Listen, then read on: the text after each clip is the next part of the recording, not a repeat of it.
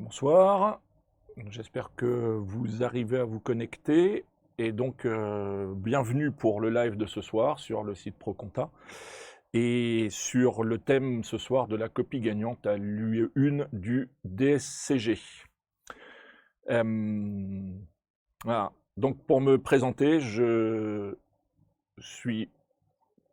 Pardon. Ah, petit souci. Hop. Pour me présenter, donc je m'appelle Frédéric Bottaro. Alors je m'appelle la souris. Ah, d'accord. Je m'appelle Frédéric Bottaro, je suis docteur en droit, j'enseigne pour l'UE1 du DSCG dans plusieurs écoles, dont le NOES, dont vous avez peut-être entendu parler. Et je prépare pour l'UE1 du DSCG depuis une dizaine d'années. Et j'ai participé à la rédaction d'un ouvrage qui prépare à l'UE1 du DSCG, qui est paru chez Vuibert, et sur lequel c'est un des co-auteurs. Et on est 4 co-auteurs à avoir écrit cet ouvrage. Donc voilà, si vous voulez, vous pouvez évidemment jeter un œil dedans, si vous avez encore des révisions à faire.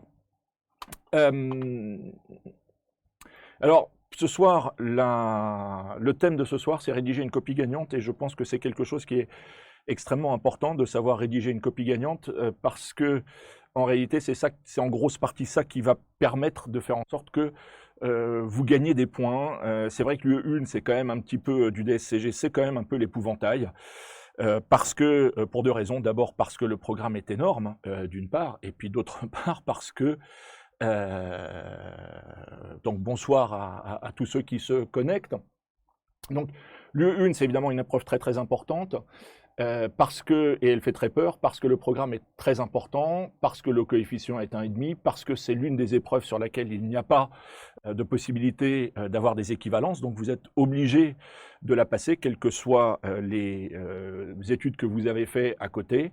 Donc le fait d'avoir une note là-dessus, ou de savoir comment gagner des points, ou en tout cas au moins de ne pas en perdre, c'est déjà quelque chose de très important. Par expérience, depuis plusieurs années que je donne des cours sur l'UE1 en DSCG, je sais que l'objectif des étudiants sur l'UE1, c'est, si possible, de ne pas avoir de notes éliminatoires, et d'autre part, de perdre le moins de points possible. Et en réalité, je pense qu'en ayant quelques conseils sur la copie gagnante, vous pouvez très largement avoir un objectif qui est beaucoup plus ambitieux que ces deux objectifs qui ne le sont pas du tout.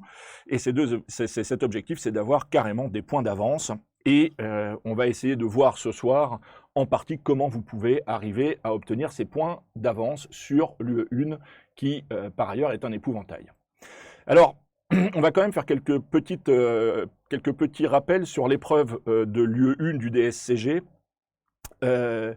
Certains ont peut-être assisté au live qui a été fait par Amélie de Vaugeois sur les points à voir et ce qui est susceptible de tomber, live que vous pouvez revoir, mais il faut le refaire parce que, en réalité, c'est des éléments qui sont importants pour comprendre un tout petit peu comment se présente l'épreuve, et surtout comment, du coup, il faut l'aborder pour rédiger sa copie de la meilleure manière possible. Alors, quelques deux ou trois petits rappels matériels tout d'abord. L'épreuve aura lieu le 24 octobre 2019. Elle se déroulera de 14 h à 18 h 30. Ça, j'imagine que vous le savez. Si vous ne le savez pas, il est temps de le savoir. L'épreuve dure 4 heures, et c'est vrai que quand on y pense comme ça, on se dit que 4 heures, c'est long. Et en fait, il faut quand même que vous le sachiez, le jour de l'épreuve, votre principal ennemi, ça sera le temps. C'est donc quelque chose de très important, de savoir gérer son temps. Un autre live aura lieu un petit peu plus tard, au début du mois de septembre, sur la gestion du temps dans J'espère que les autres ont du son. Mais ça sera véritablement votre principal ennemi. Il va falloir savoir gérer son temps, et du coup, il y aura un autre live que j'animerai un peu plus au début du mois de septembre là-dessus, auquel vous pouvez évidemment assister. Donc ça, c'est évidemment très très important. Deuxième point très très important, c'est de savoir comment se présente l'épreuve. Vous le savez sans doute, j'imagine que vous avez pris le temps de consulter les annales qui ont été de cette UE1 sur les dernières années. Et donc, vous le savez, l'épreuve se présente en dossiers. Il y en a 4, parfois 5, rarement 3. Mais 4 dossiers en général, et vous avez 4 à 5 questions par dossier. Et si vous calculez bien, ça vous fait 20 à 24 questions. Et du coup, 24 questions, 240 minutes, 4 heures. Ça vous fait à peine 10 minutes par question, puisque, pour faire simple, vous avez le temps de prendre connaissance du sujet, le temps de papillonner un petit peu, le temps de tout ça. Vous allez perdre un petit peu de temps, et donc même s'il n'y a que 21 ou 22 questions, en général, vous avez 10 minutes par question. Et donc, votre principal ennemi, ça sera le temps. Donc ça, c'est vraiment, c'est vraiment très très important de savoir ça, et ça pour vous préparer sur cette épreuve. Autre chose, le programme. Le programme, vous l'avez peut-être vu sur le live d'Emery de Vaugeois qui nous suit actuellement. Et je vois que le son passe bien, donc tout va bien.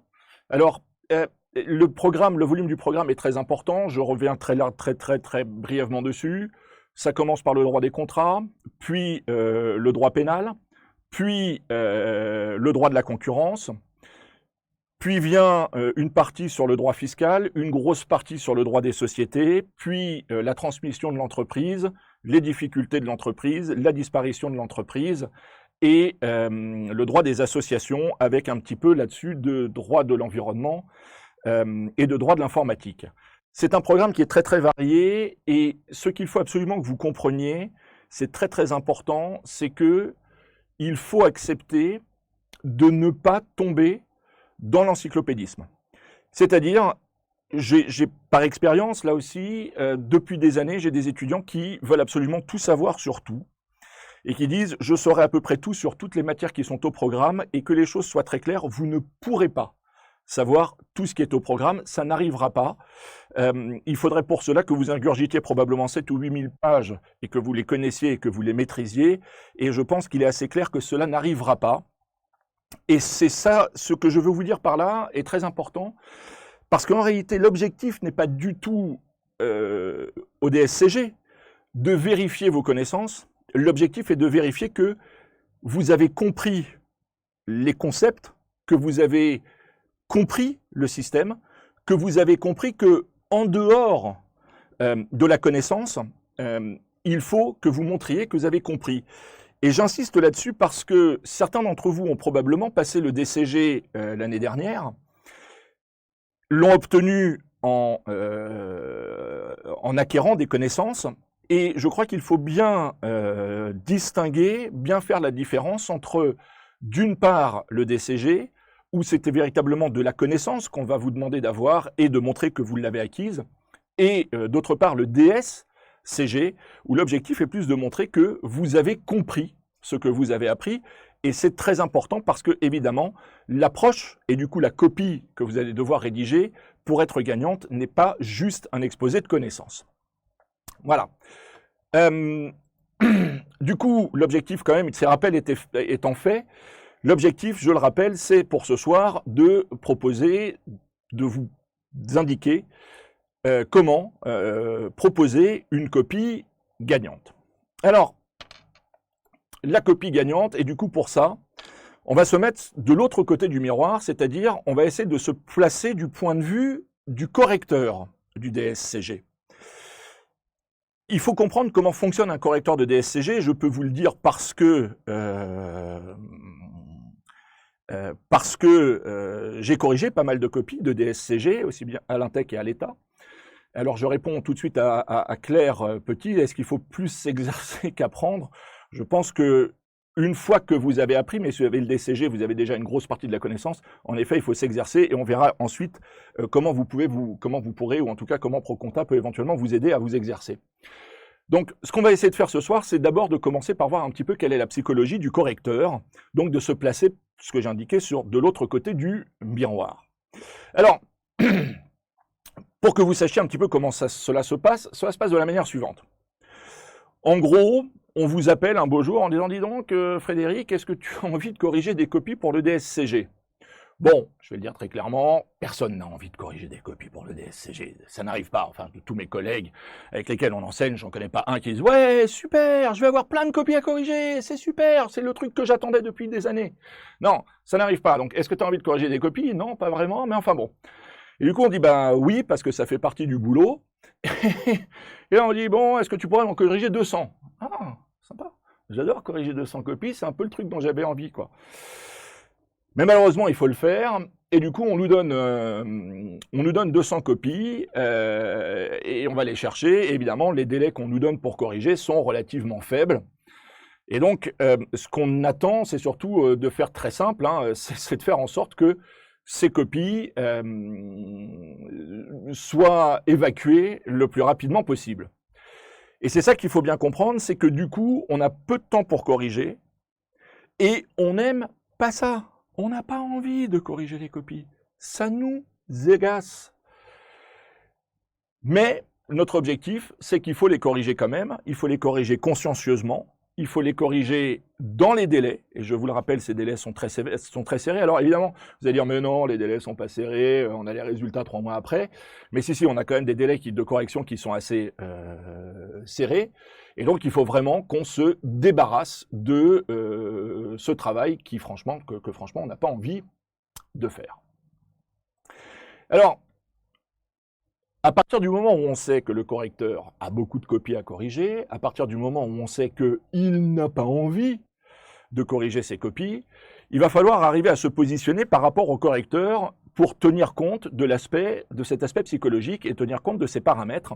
Alors, comment est-ce qu'on peut faire pour tenir compte de ces paramètres? Pour faire simple, comment va être composée votre note? Votre note va être composée de la manière suivante.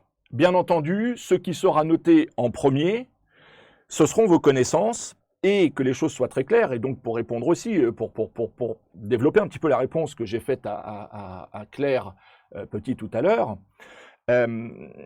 si les connaissances, il faut les avoir, bien entendu, elles sont importantes, ne me faites pas dire ce que je n'ai pas dit, mais ce n'est pas ça qui va faire votre note, et ce n'est pas ça qui va faire que vous aurez une note qui vous permettra de dépasser largement la moyenne. D'autant plus qu'il faut quand même être très très conscient d'une chose. On l'a vu tout à l'heure, je vous l'ai dit tout à l'heure, le programme est très important.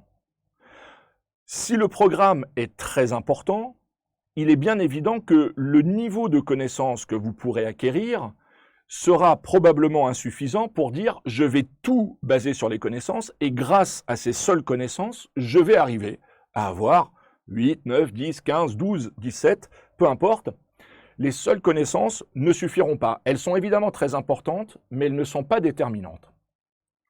Les 2 points qui vont également permettre de faire en sorte que vous allez gagner des points, et surtout ne pas en perdre, c'est que ça sera la présentation de votre copie.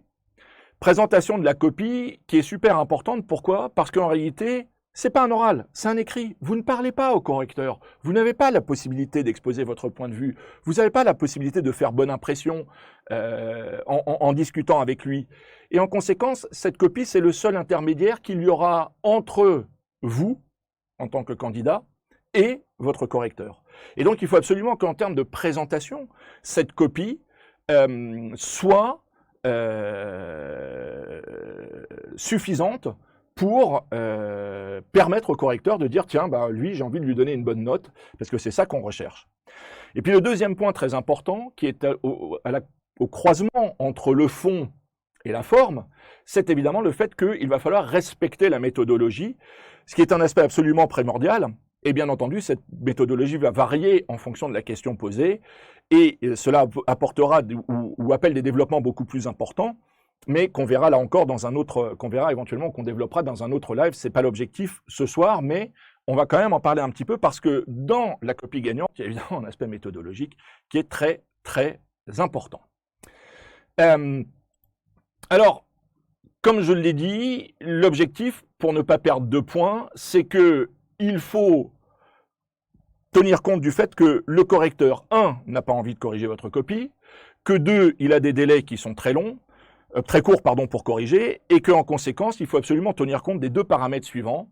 1, il va falloir permettre au correcteur de corriger facilement votre copie, Et 2, il va falloir lui permettre de corriger rapidement votre copie. Et à partir du moment où ces deux points sont là, alors on sera en présence d'une copie que j'appelle la copie gagnante. Alors, qu'est-ce qu'une copie gagnante? Alors, et du coup, cette copie, pour vous donner une petite idée de ce que ça peut être, et de savoir à peu près ou d'être sûr que vous aurez compris ce qu'est une copie gagnante, vous aurez la possibilité de vous inscrire, d'envoyer une copie, et vous aurez tous une copie en vidéocorrection. Et grâce à cette vidéocorrection qui sera individualisée, vous aurez la possibilité évidemment de vous apprécier vous-même, de vous évaluer vous-même, et on vous dira là, votre copie est gagnante, là, votre copie sur tel et tel point pêche, et du coup, ce ne sera pas nécessairement une copie gagnante, et c'est sur tel et tel point qu'il va falloir plancher et améliorer tel et tel point. Et en plus, nous aurons, je crois, un troisième live qui sera prévu début octobre, où on prendra quelques copies et on essaiera de faire en direct une correction en live, en vidéo correction, pour que vous compreniez comment se compose une copie gagnante et qu'est-ce qu'il faut faire sur la copie gagnante.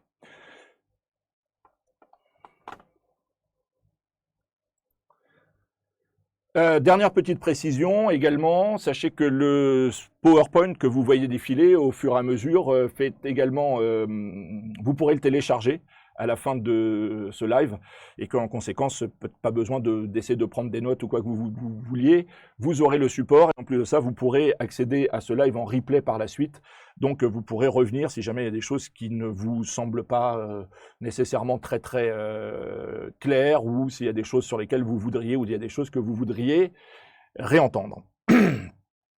Revenons donc maintenant sur notre copie gagnante. On a vu un petit peu quelle était la psychologie du correcteur. En conséquence, maintenant, on va essayer d'en tenir compte pour rédiger notre copie gagnante. C'est quoi une copie gagnante? Une copie gagnante, il faut le dire, c'est quelque chose, c'est d'abord une copie qui n'est pas une copie perdante. C'est une copie qui n'est pas perdante. Ah, attendez, alors du coup, excusez-moi, je reviens un tout petit peu en arrière parce qu'il y a une petite vidéo ici que vous pourrez voir pour voir exactement à quoi ressemble la vidéo correcte. L'article 1109 du Code civil, c'est très bien. On commence par une majeure bien construite. C'est important à chaque fois d'avoir une majeure avec les bons articles et les bons textes s'il n'a été donné par erreur, s'il a été extorqué. C'est très bien là, c'est très bien de citer tout de suite l'article 1118 du Code civil sur la lésion. Petite précision, ce cas pratique est réglé sous l'ancien droit. Donc tous les textes sont les anciens textes du Code civil. Donc ne vous étonnez pas de retrouver encore l'article 1118. Mais c'est très bien parce que la copie appréhende le sujet tel qu'il était orienté, il nous explique tout de suite qu'elle exclura ce motif. La lésion n'est pas en principe un vice du consentement, c'est très bien, susceptible d'entraîner la nullité du contrat. Très bien, donc on explique qu'on écartera ce motif. Il convient tout d'abord ici d'exclure la lésion quand bien même l'ébéniste a acheté la commode à un prix supérieur à sa valeur.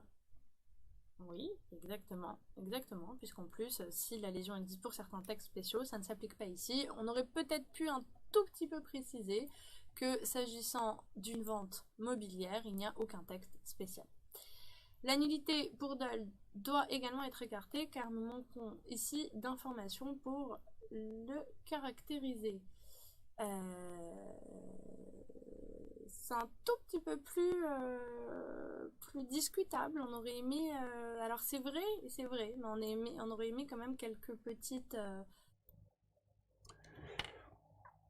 Alors voilà à quoi ressemblera la vidéo ou la vidéo correction à laquelle vous pourrez avoir droit si vous envoyez une copie qui sera corrigée par vidéo correction.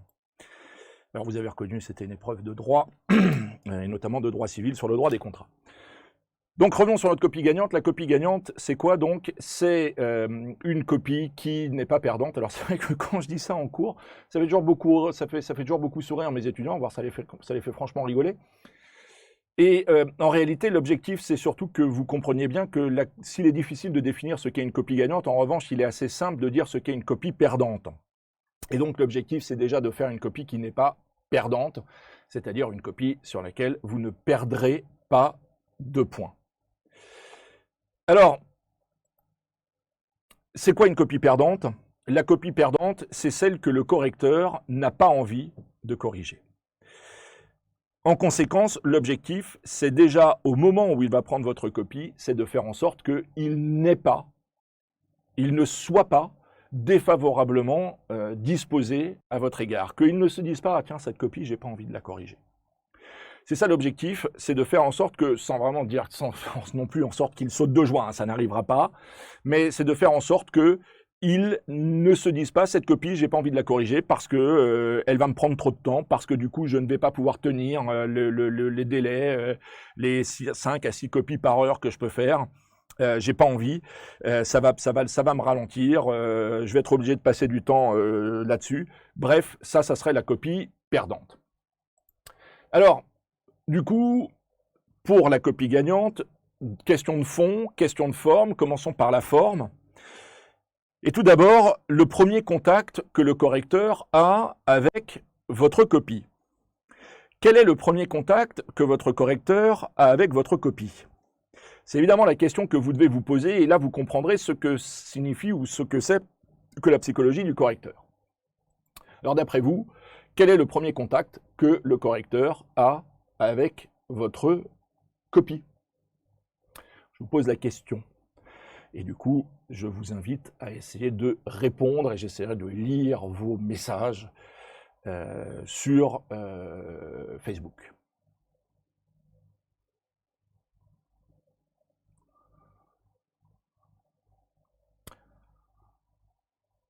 Pour l'instant, pas de réponse.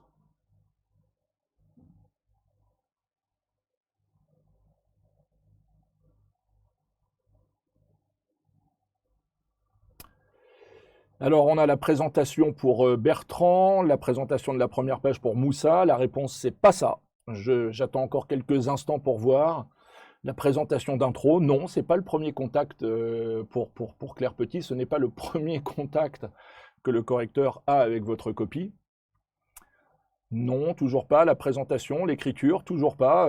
Vous êtes tous sur la présentation. C'est effectivement la réponse qu'on me fait de manière générale. La présentation générale, l'écriture, même pas la forme. Le nombre de pages, Sarah a la bonne réponse.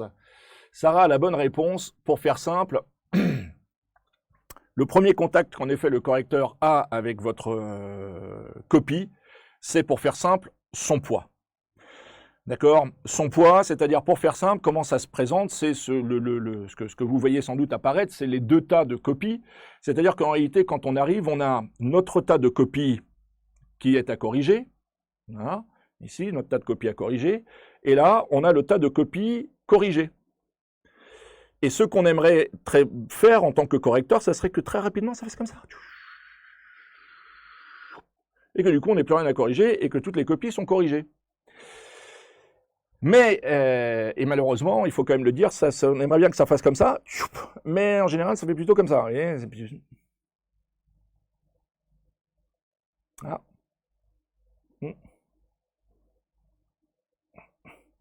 Ah, ça prend du temps. D'accord? Donc, la première copie, c'est le premier contact, c'est le poids. Que les choses soient très claires, il ne faut pas que votre copie soit trop légère.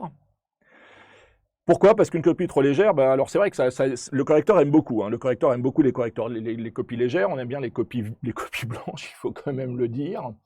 On aime bien les copies blanches parce que ça se corrige très vite. Mais en même temps, on aime bien mettre des bonnes notes. Et du coup, c'est pas sur une copie blanche qu'on peut mettre une bonne note. A l'inverse, une copie trop lourde, c'est une copie que le correcteur n'a pas envie de corriger. Pourquoi est-ce qu'il n'a pas envie de la corriger? Parce qu'elle est trop longue. Elle est trop longue et du coup, quand il prend la copie, je prends la copie, déjà elle tombe, j'ai l'impression qu'elle est très lourde et je sais déjà en tant que correcteur que je vais passer du temps dessus. Je vais passer trop de temps dessus et je n'ai pas envie de passer trop de temps sur la copie. Donc, il faut vraiment arriver, c'est le premier objectif, c'est d'arriver à calibrer le volume de la copie. Et donc, quand Claire Petit nous demandait tout à l'heure s'il faut plus s'exercer qu'apprendre, et là, le fait de vous entraîner sur des sujets qui peuvent correspondre à ce qui vous sera donné au DSCG, ça va déjà vous permettre de voir en termes de volume ce qu'il faudra faire le jour de l'épreuve, le 24 octobre. Donc, pour faire très simple, c'est toujours très difficile à quantifier, mais j'ai tendance à dire que le bon volume, c'est entre 8 pages et 10 pages. Je vais vous raconter une petite anecdote. Quand vous avez votre copie, le jour de l'examen, quand vous avez votre copie, cette copie, elle vous sera donnée, ça sera quelque chose de préimprimé, et vous aurez souvent un petit carré, une petite case dans laquelle vous allez mettre nombre d'intercalaires rendus avec la copie. Je vous assure que j'ai eu des copies en DSCG, nombre d'intercalaires rendus avec la copie, 12, c'est-à-dire avec la copie en plus, c'est-à-dire il a eu les 12 pages, donc ça fait 20, enfin les 12 intercalaires, ça fait donc 24 pages, plus les 4 pages de la feuille, de la première page, la page de garde. Bref, 28 pages, je ne sais même pas comment cette personne a eu le temps de rédiger matériellement en 4 heures ces 28 pages, mais il est bien évident qu'on n'a absolument pas envie de corriger cette copie, parce qu'on se dit ça va me prendre 25 minutes ou une demi-heure pour corriger une copie, et du coup, j'aurai pas le temps, je ne tiendrai pas les délais si je passe autant de temps sur une seule copie. Donc, le bon volume, 8 à 10 pages, c'est-à-dire les 4 pages de la page de garde qu'on va vous donner, qui est une copie double, plus 2, 3 intercalaires maximum pour faire les 10 pages. Voilà. Et donc là, pareil, une question d'entraînement pour arriver à cibler le bon volume. Ça, c'était donc le premier contact du correcteur avec votre copie. Et évidemment, si vous avez des questions à ce niveau, n'hésitez pas à les poser.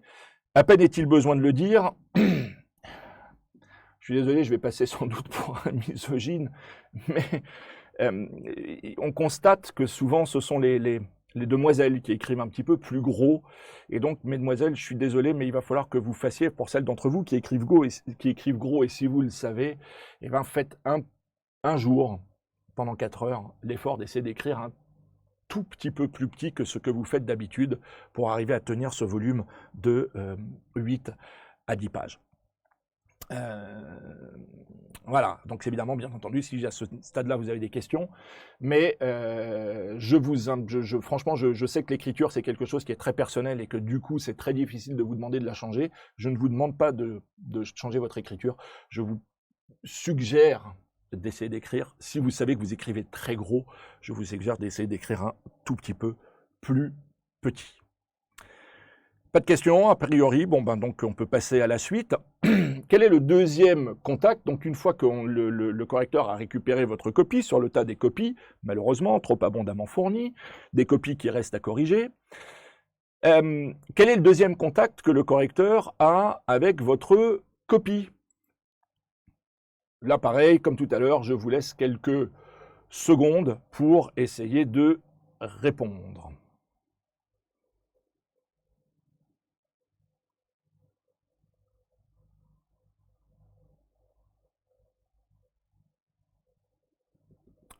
Pas de suggestions. Pas de suggestions. Allons-y, j'attends un petit peu encore. Quelques secondes.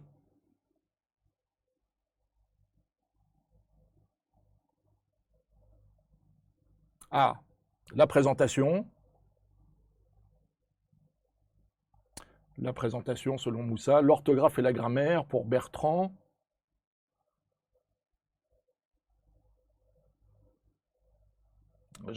On va voir si on a encore quelques suggestions et puis après je passerai directement et je vous donnerai la réponse.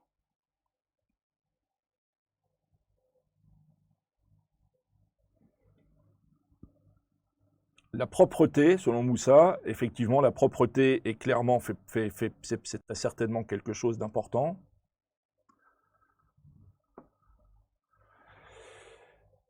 Alors du coup, s'il n'y a pas d'autres suggestions, on va continuer. C'est effectivement son aspect visuel, c'est effectivement la réponse de Diego Moussa.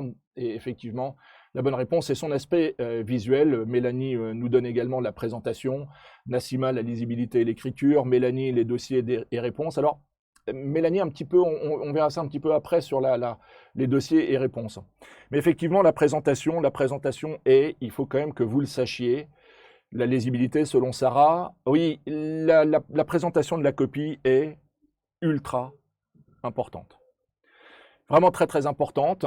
Pourquoi? Parce qu'une copie qui est mal présentée ne donne pas envie au correcteur de la corriger et du coup vous partez ou vous allez partir avec un a priori négatif de la part du correcteur et il va se dire lui j'ai pas envie de lui faire de cadeau. Voilà. C'est ça le principe. D'accord?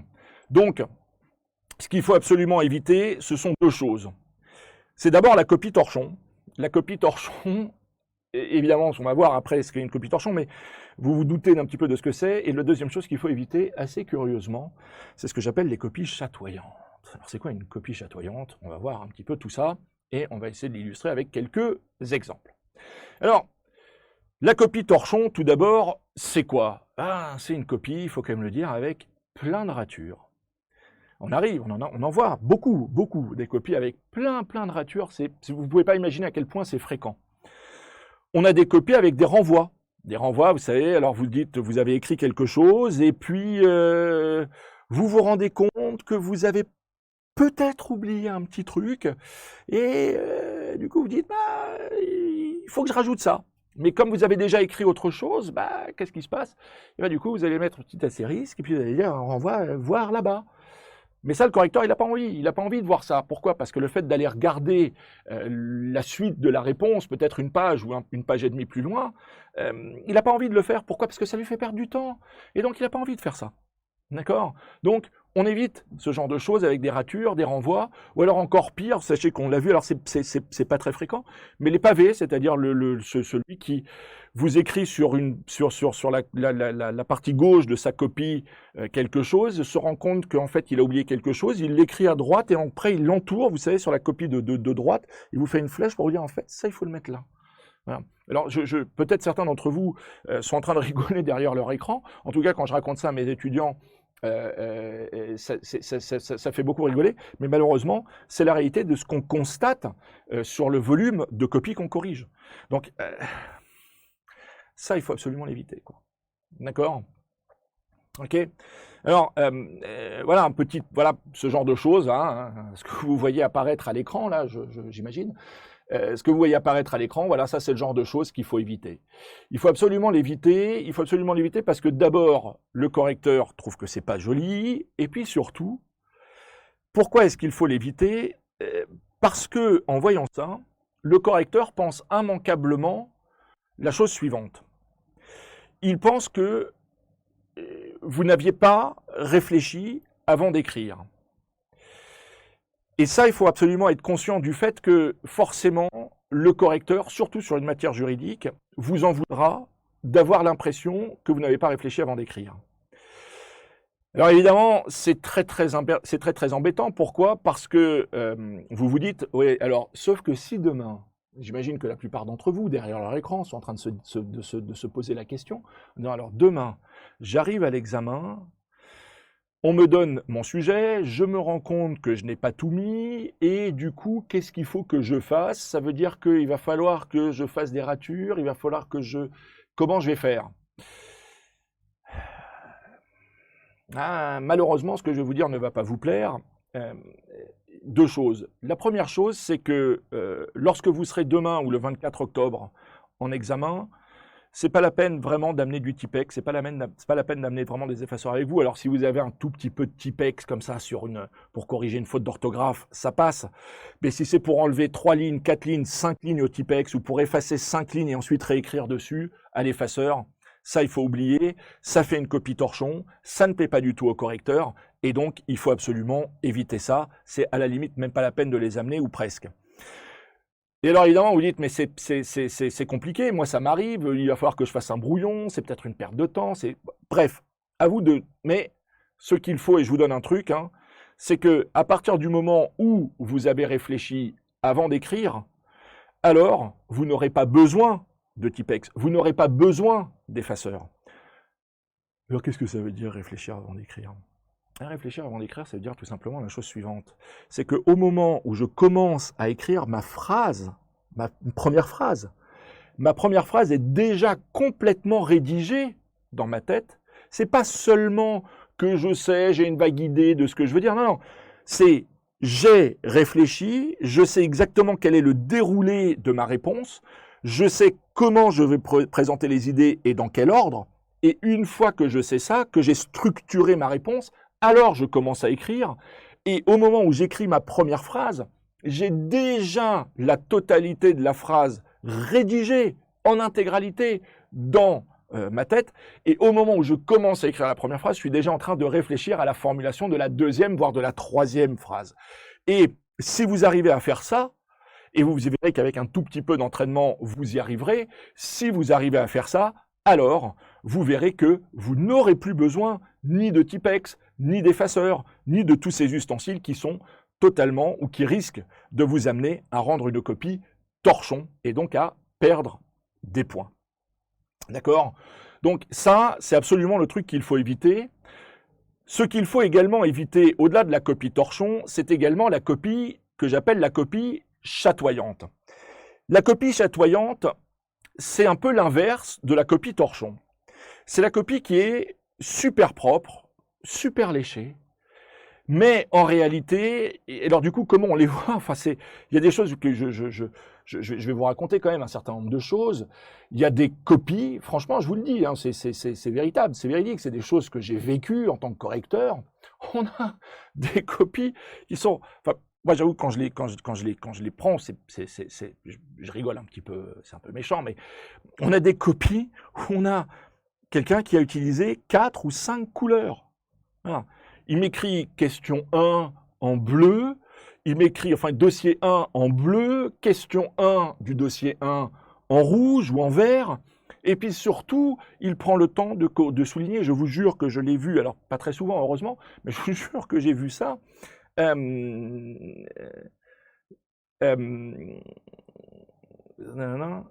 je répondrai à Lux Zara tout à l'heure. Alors, pour revenir sur la copie chatoyante, je vous jure que j'ai vu ça une fois, où quelqu'un m'avait écrit dossier 1, je me souviens plus, en rouge, je crois, c'était peut-être du rose, m'avait souligné ça en turquoise, en violet, et je vous jure, en argenté, de l'argenté sur une copie d'examen du DSCG. Enfin, que les choses soient très claires, le fait de rédiger ce genre de choses ne vous apportera absolument aucun point, et quand je dis aucun, vraiment aucun, et sera même de nature à prédisposer assez défavorablement le correcteur à votre égard. Pourquoi? Parce qu'il va se dire, mais cet étudiant a perdu du temps. Il a perdu du temps, parce que imaginez un peu le temps qu'il vous faut pour poser votre stylo, prendre votre règle, souligner au bon endroit dans la bonne couleur, souligner une deuxième fois dans une autre couleur, une troisième fois dans une troisième couleur. Si vous faites ça sur 20 ou 25 questions, vous avez perdu 20 minutes, quoi. Voilà. Et c'est juste, vous n'avez pas de temps à perdre. Je vous le rappelle, c'est ce qu'on a dit en tout premier en introduction, le jour de l'examen, le 24 octobre, votre principal ennemi, ce sera le temps. Donc, il n'est pas question de perdre du temps à changer de couleur, à souligner dans toutes les questions ou dans toutes les couleurs possibles et imaginables. Alors, je fais une toute petite parenthèse pour répondre à Lux.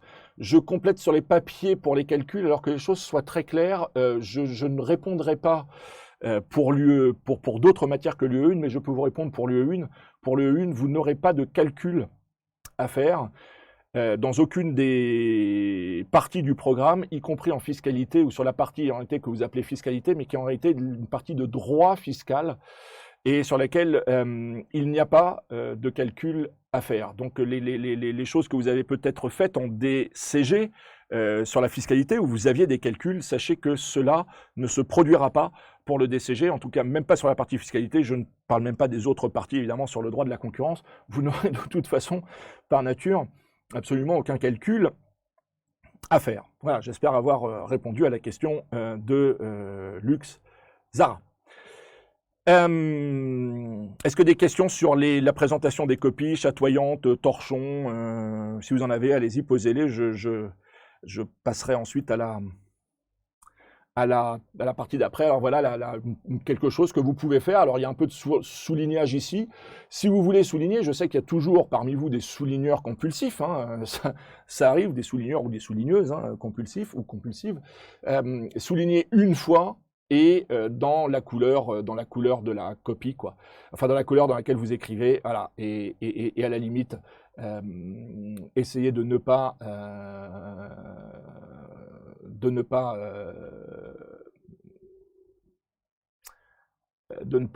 faire ça, d'accord? De ne pas souligner dans d'autres couleurs. Des questions? Pas de questions? On peut passer à la suite alors, j'imagine. Ok. Très bien. Alors toujours sur la copie gagnante, on a vu essentiellement les questions de forme. Maintenant, les choses qui sont entre la forme et le fond. Des choses qui sont entre la forme et le fond, ce sont deux choses, l'orthographe et l'expression. Là, on est à la limite entre la forme et le fond parce que le correcteur, pour se rendre compte qu'en termes d'orthographe, il y a des choses qui ne vont pas, qu'en matière d'expression ou sur l'expression, il y a des choses qui ne vont pas, il faut qu'il ait commencé à lire votre copie et en conséquence, on est, je dirais, entre la forme et le fond. Que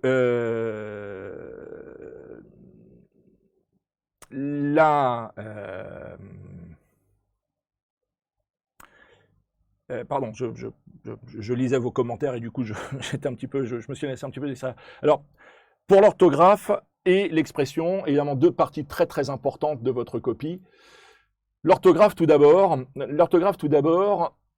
Le véritable problème, c'est que là-dessus, malheureusement, je sais qu'il y en a parmi vous qui ont des problèmes avec l'orthographe.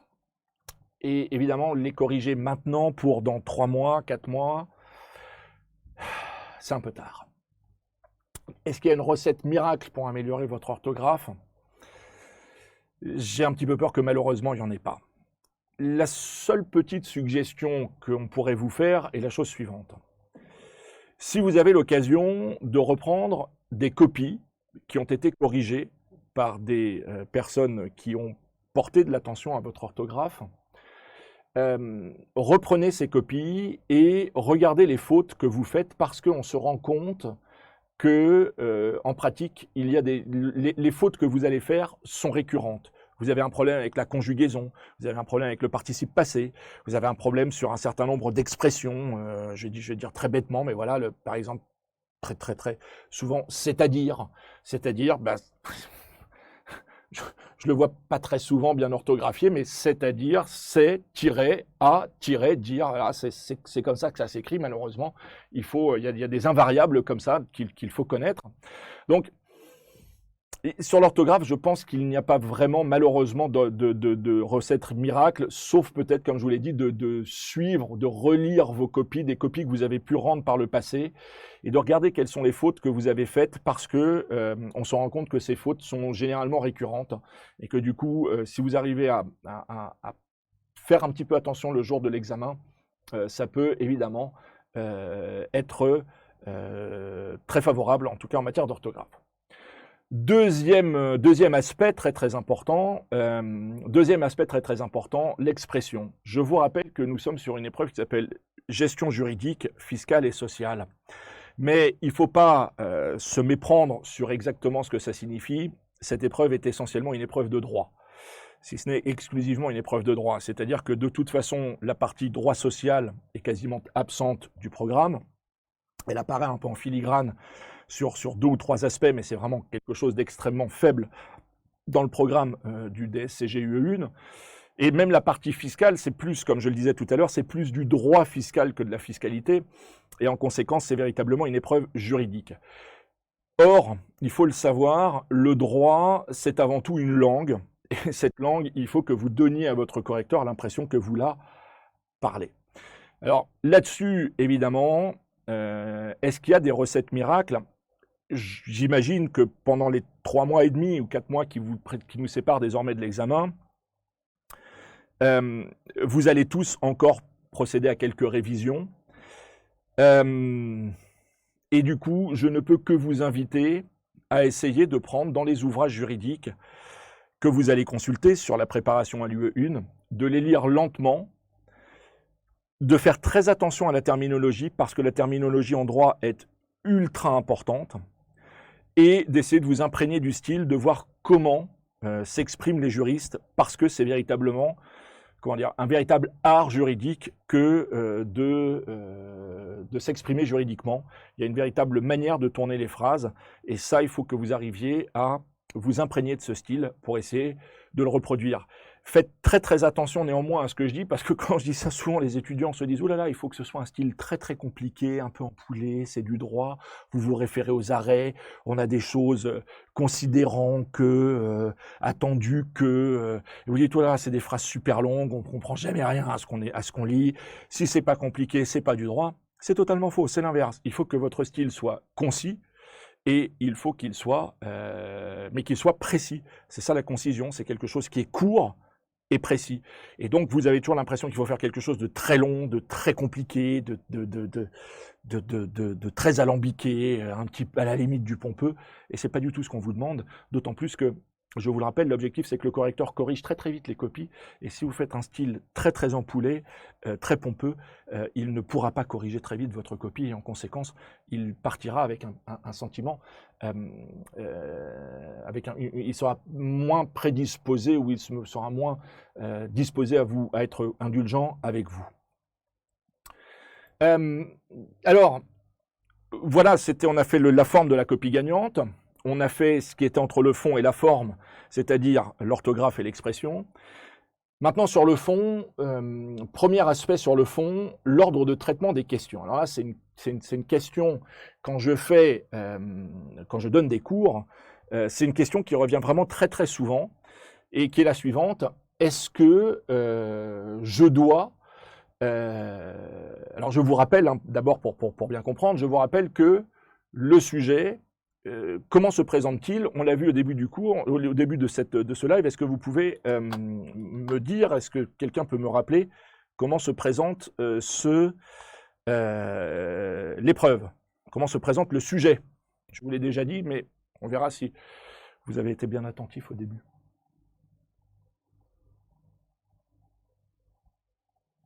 Non, j'attends.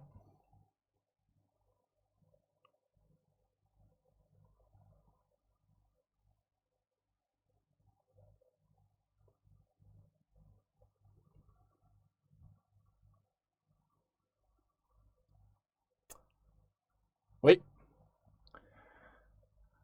Et il y a Tricky, Boran, Fils et Claire Petit, 4 à 5 dossiers par dossier, oui.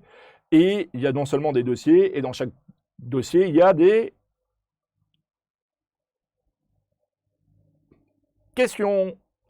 Il y a des questions, exactement. Et du coup, la véritable question, c'est donc 4 à 5 dossiers, enfin 4 dossiers, 5 questions par dossier.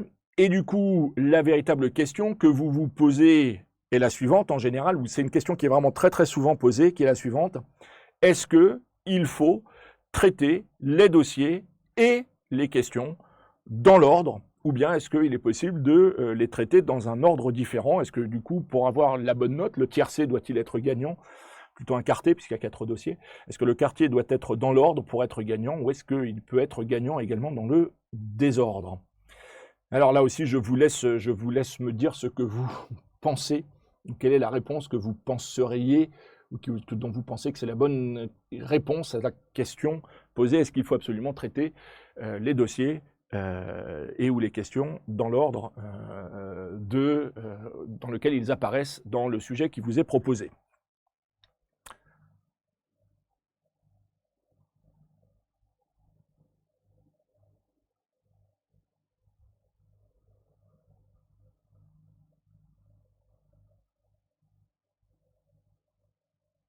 Alors, on a Boran qui nous dit oui, Bertrand qui nous dit oui, ça doit être dans l'ordre, Claire Petit qui nous dit dans l'ordre, pour le correcteur c'est plus facile, en effet, Nassima qui nous dit dans l'ordre, Myriane qui nous dit que ce n'est pas nécessaire de les traiter dans l'ordre,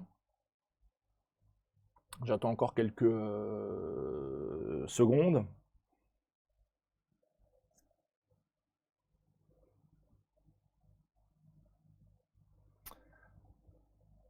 Dans l'ordre pour Sarah.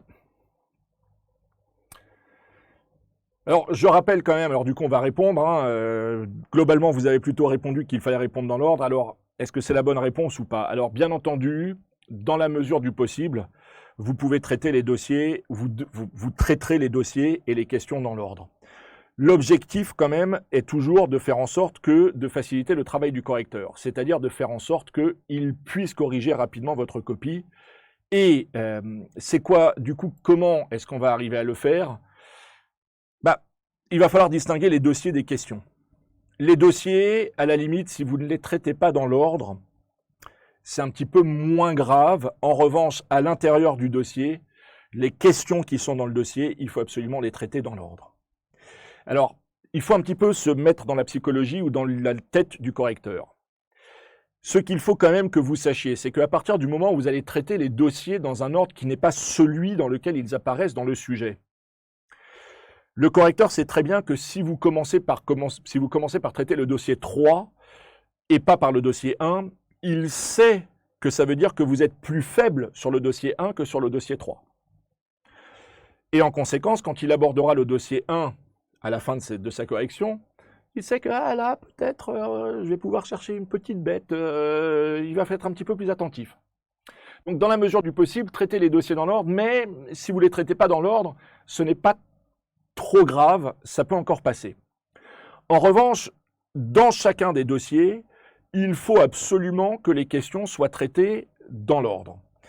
Alors, là, on n'est plus sur l'aspect, ouais, il y a peut-être une faiblesse, tout ça. C'est un aspect un petit peu différent. C'est que ce qu'il faut que vous sachiez, c'est que lorsqu'on reçoit notre tas de copies, avec les copies, on a les différents exemplaires du sujet. Et puis, on a également le corrigé type. Et on a surtout une grille de correction avec les éventuels numéros des copies et des cases dans lesquelles il faut reporter les notes pour chacune des questions qui sont posées. On arrive assez bien à distinguer quand est-ce qu'on passe d'un dossier à l'autre dans notre grille de correction, hein, on arrive à peu près à le voir. En revanche, faire à l'intérieur des dossiers, arriver à remettre dans l'ordre dans les questions, ça prend du temps et en conséquence, on n'aime pas ça, on perd du temps et donc on n'a pas envie. Et du coup, une fois de plus, je vous le disais, l'objectif c'est que le correcteur puisse corriger vite, puisqu'il puisse corriger facilement. Et là, clairement, en ne traitant pas les questions à l'intérieur du dossier dans l'ordre, clairement, on lui facilite pas la tâche, on lui fait perdre du temps, et donc, clairement, on n'est pas dans la copie gagnante. Donc, dans la copie gagnante, je le répète jusqu'à présent, on respecte bien un volume correct, 8 à 10 pages, on ne fait pas de copie torchon, on ne fait pas de copie chatoyante, on soigne l'orthographe, on a une expression juridique plus que correcte, et on essaye de traiter, quand il faut traiter les dossiers, on les traite si possible dans l'ordre, mais dans les dossiers, bien entendu, les questions, là, clairement, dans l'ordre. Toujours sur le fond de la copie gagnante, l'objectif, c'est de servir au correcteur ce qu'il attend. L'objectif, c'est de servir au correcteur ce qu'il attend. Et alors, du coup, qu'est-ce qu'attend le correcteur? Le correcteur attend très clairement deux choses. Et là, on est clairement sur le fond, mais là, il faut quand même le dire. Ça reste dans la copie gagnante, même si ensuite, il faudra développer ces points, mais ça ne pourra pas être fait ce soir, ça sera dans des lives subséquents, qui sont prévus début septembre. Hein. Je pense que le planning vous sera donné. Ce que le correcteur attend, ce sont les deux choses suivantes. C'est d'abord que vous répondiez à la question qui est posée. Et la deuxième chose, c'est que vous répondiez en respectant une méthodologie qui est prédéfinie. Le correcteur attend tout d'abord que vous répondiez à la question. Ça va très certainement vous paraître aller de soi, mais une fois de plus, je peux vous garantir que quand on corrige les copies, on se rend compte qu'il y a un grand nombre de candidats qui s'échouent sur l'écueil suivant. Ils lisent le sujet trop rapidement, ou ils ne le lisent que partiellement. Alors, une lecture trop rapide du sujet, qu'est-ce que ça aura comme conséquence? Qu'est-ce que ça aurait comme conséquence quand vous lisez le sujet trop rapidement? Je lis le sujet trop rapidement, quelle en est la conséquence? La conséquence est très simple. La conséquence, c'est que je risque de faire du hors-sujet.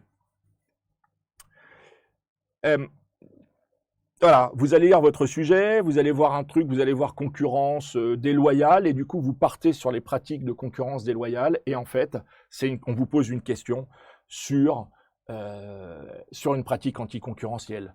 Vous voyez quelque chose sur de la territorialité, ou est-ce que, en termes de territorialité, quel est le régime qui s'applique? Vous voyez le mot territorialité, et vous partez sur la territorialité de l'IS, vous parlez de l'établissement autonome, alors qu'en réalité, la société française s'est implantée à l'étranger par une succursale, et qu'en conséquence, il n'y a pas de problème de territorialité à proprement parler. Voilà, et tout ça, ce sont des choses qui risquent enfin, qui vous font perdre des points, parce que clairement, on ne peut pas vous donner les points, parce que même si ce que vous écrivez est juste, c'est hors sujet. Voilà, je vais vous donner un tout petit exemple pour l'anecdote. Il se trouve que récemment, il y a eu les sujets du bac de français, et ma fille a eu une note correcte, mais qui aurait pu être nettement meilleure. Pourquoi? Parce qu'il fallait, sur le truc d'invention, qu'elle rédige un dialogue entre Monsieur Jourdain, sa femme et sa servante. Et elle a lu un petit peu trop vite le sujet, elle a rédigé un dialogue entre Monsieur Jourdain, sa femme et sa fille. Et du coup, ça n'a pas donné une note très bonne. C'était de la moyenne, hein, mais voilà. Et donc, évitez ce genre de choses. Vous voyez, vous voyez comme quoi ça arrive très vite de lire un petit peu trop vite le sujet, et du coup de partir sur quelque chose en disant, voilà, j'ai vu un mot-clé qui me semble être un mot-clé, je pars dessus, et en fait, j'ai lu trop vite, je suis hors sujet, et ça, là, c'est des points qui partent. Clairement. La deuxième écueil, c'est quoi? C'est la lecture partielle du sujet. Je dis toujours à mes étudiants, ils disent, mais M. Bottaro il a un peu des idées parfois, qui est la suivante, et que je leur dis, quand vous recevez votre sujet, vous prenez le sujet et vous le lisez en entier. Alors, pourquoi est-ce que je vous dis de le lire en entier? Tout simplement parce que, je vous l'ai dit, le programme est très vaste, mais surtout, il y a des parties du programme où il est possible, dans les dossiers, qu'il y ait plusieurs thèmes qui soient abordés. Et donc, il n'est pas du tout exclu qu'on vous pose une question ou qu'on vous demande de parler d'un point un peu précis du programme dans la question 3 du dossier 2, mais parce que vous dites, ouais, il y a ça, je vais peut-être répondre un petit peu plus pour montrer que je sais, parce que je pense qu'il faut que c'est bien de montrer que je sais. Du coup, en réalité, vous voulez en mettre un petit peu trop, et vous vous rendez compte que le un petit peu trop que vous avez mis, en réalité, ça serait la réponse à la question 4 du dossier 3. Et du coup, vous avez lu partiellement le sujet, et du coup, les conséquences de ces deux choses, c'est quoi? Enfin, de cette lecture trop rapide ou de cette lecture partielle du sujet, c'est le fait que vous exposez à faire du hors-sujet, qui évidemment vous fait perdre des points, et ou que vous exposez à de la redondance, ou alors encore pire, si vous dites, là du coup, j'ai fait quelque chose, j'ai répondu à la question précédemment, vous allez faire un renvoi, ce qui du coup ne plaira pas, parce qu'il y aura, en termes de présentation, le petit astérisque, vous savez ce qu'on a dit qui ne va pas. Et puis surtout, il est aussi possible que, vous ayez en réalité 2 fois à écrire la même chose, qui est évidemment une perte de temps. Donc il vaut mieux éviter ce genre de choses. Si vous avez des questions, je suis évidemment disposé à essayer d'y répondre. Et donc, n'hésitez pas à les poser. Je vois vos commentaires qui s'affichent ici.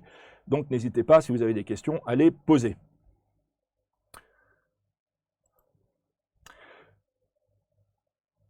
Dernier aspect sur le fond, le respect de la méthodologie. Alors, on reviendra, il y a un live qui sera spécialement dédié à la méthodologie, mais vous le savez, les questions qui peuvent vous être posées sur le 1 du SCG, c'est des questions qui sont de 3 ordres différents. Vous avez des vrais... Alors, j'ai une question de David Mamou, si on trouve des traits entrecroisés, donc pour commencer, on lit le sujet en intégralité. Oui, Nassima, c'est exactement, lisez le sujet dans son intégralité, c'est un conseil que je vous donne. Et on verra, alors ça sera évidemment l'objet d'un autre live, mais c'est évidemment très très important le fait de lire le sujet dans son intégralité ensuite pour savoir comment gérer son temps. Je pense que c'est vraiment très très important pour ça et pour éviter, c'est ce que j'évoquais tout à l'heure, c'est-à-dire les redondances. D'accord? Alors, est-ce qu'on peut écrire au crayon à papier la question de Myriam? Je pense que la réponse, j'imagine que vous la supposez ou présupposez. Je vous le déconseille fortement. Ça fera, si vous écrivez au crayon à papier, ça risque de faire une copie torchon. Alors pour la question de David Mamou, si on trouve des thèmes entrecroisés, oui, évidemment, il est tout à fait possible de trouver du pénal dans le droit des contrats, du droit des contrats dans le droit des sociétés, du droit fiscal dans le droit des sociétés, du droit de la concurrence appliqué à un contrat sur des pratiques anticoncurrentielles ou des pratiques restrictives de concurrence. Bien entendu, il y a des questions entrecroisées et donc il est tout à fait possible que vous ayez à répondre à des choses qui soient assez proches, mais dans deux dossiers différents. Donc ça peut évidemment arriver. Je crois que ma fille est parmi nous. J'espère qu'elle n'aura pas trop mal pris ce que j'ai raconté tout à l'heure. En termes de forme, ça veut dire que les réponses ne doivent pas faire plus d'une demi-page. Ah oui, non, les réponses doivent être une demi-page. Il faudra essayer d'arriver à tenir ce volume-là à peu près. Oui, c'est à peu près ça. Alors, je reviens donc pour finir donc sur notre méthodologie. Je vous rappelle que vous serez confronté à 3 types de questions. Des questions qui peuvent être des questions de cours, mais là pour le coup la méthodologie est quand même relativement faible là-dessus. On vous demande juste d'exposer vos connaissances de manière un tout petit peu raisonnée et non pas de jeter les connaissances comme ça vaguement. On vous demande, et puis vous aurez des questions de cas pratiques évidemment et des questions sur documents, et bien entendu pour les questions de cas pratiques et pour les questions sur documents, vous avez vraiment une méthodologie qui est assez rigoureuse et qu'il faut absolument suivre. Alors c'est vrai qu'en général, vous dites, ouais, ok, la méthodologie, tout ça, ça vous embête, mais que les choses soient très claires, en réalité, cette méthodologie, il faut que vous le sachiez, c'est en réalité un guide pour vous qui va vous permettre et que vous devez suivre. Pourquoi? Parce que si vous appliquez la méthodologie, vous allez traiter ou vous allez exposer votre réponse, et pour exposer votre réponse, vous allez la traiter dans un ordre qui est l'ordre attendu, et en conséquence, le correcteur se retrouvera dans votre réponse. Et donc, le respect de la méthodologie est évidemment ultra important. Cette méthodologie doit être exposée. Alors, c'est pas l'objectif ce soir, mais il faut évidemment respecter cette méthodologie et que les choses soient très claires. C'est pas un cadre qu'on vous impose parce qu'on a envie de vous l'imposer, parce qu'on pense dont vous pensez que c'est rébarbatif. C'est véritablement une aide qui va vous permettre, si vous respectez la méthodologie, de répondre à la question dans l'ordre dans lequel le correcteur attend la réponse, et donc qui va vous permettre ou qui va lui rendre la tâche plus facile et qu'il va donc apprécier et donc sera plus favorablement disposé à votre égard. Pour David Mamou, est-ce qu'il faut juste le citer et ne se concentrer que sur le thème du dossier en question? Non, vous ne vous concentrez pas sur le thème, vous répondez à la question, mais s'il y a des questions entrecroisées, bien entendu, vous répondez à la question qui vous est posée. C'est ce que je disais dans le premier slide. La réponse, il faut répondre à la question, vous répondez à la question, mais pour faire simple, vous ne répondez qu'à la question posée et vous partez pas ailleurs, vous n'élargissez pas. Ce n'est pas l'objectif, vous n'aurez pas le temps. Voilà. Alors, pour finir, 2 ou 3 petites précisions, et puis je vous laisse le temps de poser les éventuelles questions et j'essaierai d'y répondre. Donc, le ProConta est une école nouvelle qui a pour objectif de vous faire réussir votre une et du coup d'essayer de vous accompagner sur les quelques semaines, quelques mois qui restent, les 2 mois qui restent à peu près pour vous préparer à l'UE1. Gestion juridique, fiscale et sociale. Pour cela, ce qui est proposé, ce sont 2 masterclass de méthode en live. Donc, vous en aurez une début septembre. C'est moi qui les animerai. Vous en aurez 2, ça sera début septembre et mi-septembre, avec une épreuve blanche, donc vous pourrez renvoyer une copie. Vous aurez pour cette copie une vidéo correction individuelle, et ensuite on prendra 1 ou 2 copies, on les corrigera en live, en direct. Et là, il y aura un séminaire donc que j'animerai également sur la correction en live. Ça, c'est pour les choses, je dirais, générales, collectives, et vous avez donc votre copie corrigée de manière individuelle. Voilà, pour la préparation à l'UE1, c'est à peu près ce qui vous sera proposé. Vous aurez la possibilité, ou votre copie, comme vous le verrez, comme vous pouvez le voir sur les slides, sera évidemment appréciée de manière très individualisée. Voilà.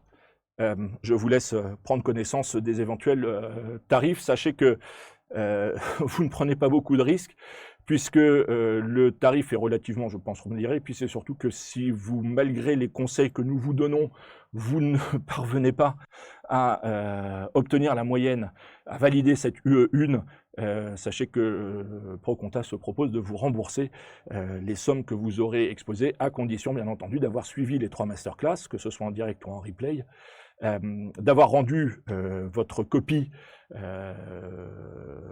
d'examen, enfin votre copie d'essai, et bien entendu de vous être inscrit à l'examen et d'avoir passé l'examen. Voilà. Et bien entendu, vous avez un groupe Facebook qui s'appelle DSCG Entraide et Partage, sur lequel vous pouvez vous inscrire et rejoindre pour éventuellement échanger des choses, des petits conseils entre vous, des choses voilà, entre vous. Voilà, et pour finir, je vous rappelle que vous pouvez télécharger le support PDF de ce qui vient d'être dit. Voilà. Alors, je vois pour les étrangers, comment régler les frais. Alors là, je vous avouerai que moi, je ne m'occupe pas trop de cette partie administrative, donc je vous invite à éventuellement reposer votre question sur les liens Internet qui peuvent vous être donnés. Cette partie-là, je ne la gère pas, mais vous aurez très certainement la question. Alors, est-ce que, pour la question de Claire Petit, est-ce qu'on doit citer les articles de loi lorsqu'on répond? La réponse est très claire, la réponse est non. On n'attend pas de vous que vous connaissiez les articles des codes ou des lois que vous citez, que vous les connaissiez par cœur. Il y a évidemment un certain nombre de choses dont on peut s'attendre à ce que vous les connaissiez. Par exemple, si vous devez parler du droit des contrats et de la force obligatoire du contrat, le fait de dire que les contrats légalement formés tiennent lieu de loi à ceux qui les ont faits, hein, c'est toujours bon de le savoir. Si on vous pose une question sur le contenu du contrat, le fait qu'on ne peut pas déroger par des conventions particulières aux lois qui intéressent l'ordre public et les bonnes mœurs, c'est toujours bon là aussi de le savoir. Mais en dehors de ces quelques articles qui sont vraiment des incontournables du droit et des épreuves, les numéros d'articles ne sont pas attendus des candidats, et ça figure d'ailleurs parfois dans les corrigés types que les numéros d'articles ou les dates des arrêts ne sont pas attendus des candidats. Voilà. Si vous avez d'autres questions, je veux bien essayer d'y répondre dans le temps, pour le temps que vous restiez. Si vous avez d'autres questions, j'essaie d'y répondre. Merci Nadège, j'espère que mes conseils vous seront utiles, et n'hésitez pas à revenir le prochain. Je crois qu'il y a une prochaine séance qui est également libre, en accès libre, hein. Donc voilà. Très bien, ben si ça a pu vous servir, si ça a pu vous intéresser, j'en suis évidemment ravi. C'est évidemment l'objectif d'essayer de vous accompagner et de vous faire vous présenter à cette épreuve en vous disant je peux y arriver, ce qui est quand même le principal psychologique, seuil psychologique, c'est d'arriver en se disant il faut absolument que je sauve les meubles, allez, si j'ai 6, c'est bien. Alors, je ne comprends pas. Alors, bien, merci. Ludivine, je ne comprends pas bien votre question. Et vous nous dites du rapport écriture, lecture du sujet. Je ne comprends pas très bien la différence. Alors, Laetitia, comment faire la différence entre une question où il est entendu une simple réponse de cours ou un développement avec méthodologie? Alors, Laetitia, ça c'est une question à laquelle il faudra répondre quand on abordera la méthodologie. Mais pour spoiler un tout petit peu, on peut dire en substance la chose suivante. Quand c'est une question de pur cours, la question vous est posée sans rapport avec le sujet. Voilà. Si la question a un rapport direct avec le cas qui vous est donné, pas avec le sujet, avec le cas qui vous est donné, si on dit est-ce que dans ce cas monsieur machin pourra faire ça, alors a priori c'est une question de cas pratique. Ou bien quand on vous demande, quand c'est une pure question de cours, c'est par exemple une question de cours qui avait été posée à l'Intec, je crois il y a 5 ou 6 ans, c'est qu'est-ce qu'un recours pour excès de pouvoir? Voilà, là pour le coup, ou bien pour une question de fiscalité, ou à quel moment peut-on saisir le juge de l'impôt? Voilà, là du coup, il n'y a pas de, c'est sans rapport, la question posée n'est pas en rapport direct avec le cas qui vous est euh, donné. Alors, valider, il faudra déterminer les modalités, comme je vous dis, c'est pas moi qui m'occupe de ça, mais je suppose que ça doit vouloir dire obtenir la moyenne. Voilà, mais je ne m'avancerai pas. Voilà, Laetitia, si j'ai pu répondre à votre question. Et puis il y avait c'était Ludivine qui m'avait posé une question que je n'avais pas très bien compris, si elle veut la préciser. Et bon, si manifestement pour certains ça vous a plu, enfin ça vous a aidé ou ça a pu vous donner des idées, j'espère que ça pourra vous aider le 24 octobre. Voilà, alors, ok. Bon, j'attends encore quelques petites secondes, voir si Ludivine pose la question. Et puis, si Ludivine ne précise pas sa question, je mettrai un terme à cette petite session. Voilà. Si vous avez d'autres questions, évidemment, n'hésitez pas, dans les quelques minutes ou quelques secondes qui restent, à les poser.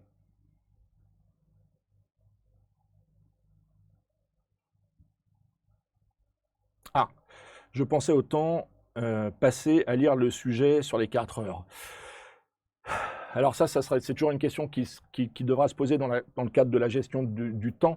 Donc ça fera l'objet d'un live séparé, mais je peux déjà commencer à répondre, ou en tout cas à vous donner des éléments de réponse.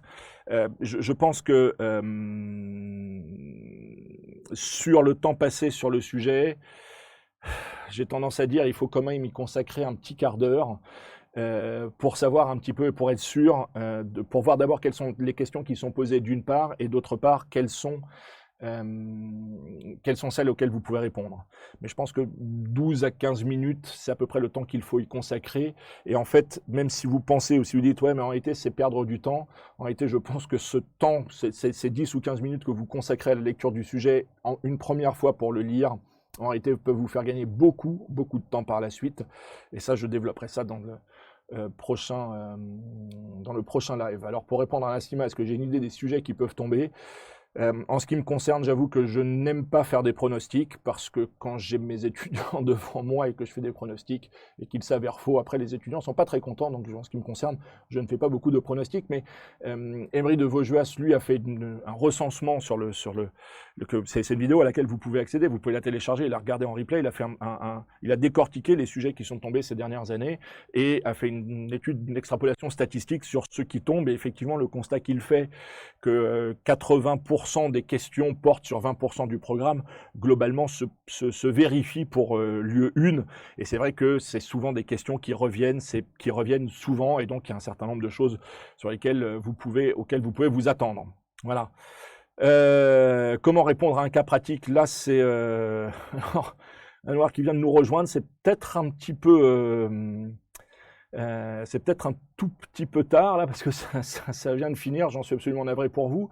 Alors, une idée des sujets, et comment répondre à un cas pratique ? Alors là, pour le coup, ça serait vraiment trop long à expliquer, et je pourrais pas le faire. Il y a vraiment une méthodologie qui est là-dessus, qui est assez rigoureuse, sur laquelle il y a un certain nombre de trucs à savoir, mais là, malheureusement, il est déjà 21h13, donc je ne peux pas trop vous dire.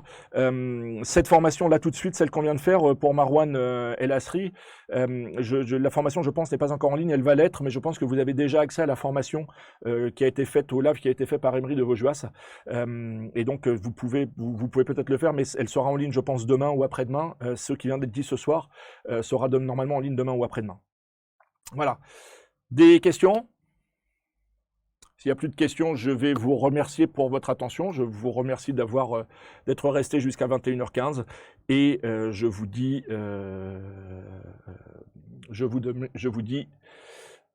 avez-vous des liens pour la méthodologie ? Pour l'instant, j'en ai pas encore, mais... moi, j'en ai pas là tout de suite pour ProConta, mais vous les trouverez, je pense, par la suite. Voilà, écoutez, je vais prendre congé, du coup, je vous remercie, et donc peut-être pour ceux qui reviennent pour la session ou pour le live de début septembre, je vous dis début septembre, et je ne faire pas vous dire bonnes vacances, vous risqueriez de mal le prendre. J'imagine que vous allez passer une grosse partie de vos vacances à réviser. Voilà, je vous remercie de votre attention et donc à peut-être au mois de septembre. Au revoir.